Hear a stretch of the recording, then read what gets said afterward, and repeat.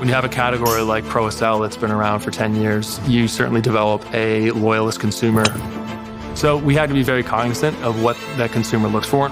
Spikeless tour-level traction, lightweight, comfort. And those are three foundations we wanted to focus on creating the next generation of Pro outsole. What we needed to do was ensure, first of all, that traction is 100% there. We were moving away from the older peg style into more of a blade style. These perform better from a traction standpoint than just the nubs.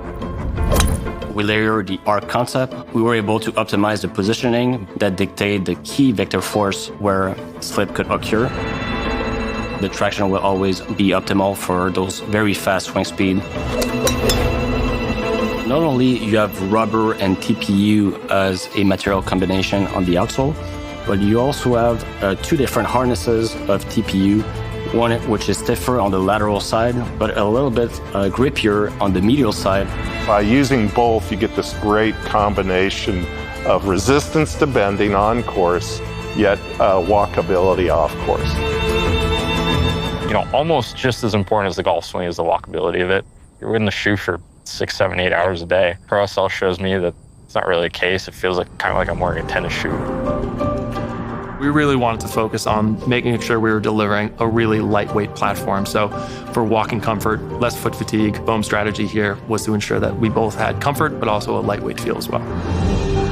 The big thing for me, it's the right amount of stability versus flexibility. I move a lot during my swing, obviously, and it lets my feet kind of move, but also having that stable connection with the ground. Working with our tour elite players, elite amateurs, we were able to pull some data that actually showed us how the biomechanics of a golfer's feet move throughout the swing. And we felt it was a great opportunity to incorporate a new technology called Z-Tech. The Z-Tech is a mesh, very mobile, very flexible as a base. Then on top of that, we added specific zones of reinforcement, and we also put hot melt on top.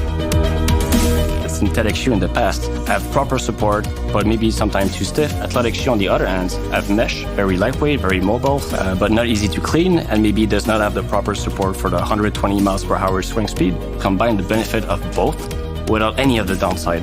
It's almost the best of both worlds. That's really good.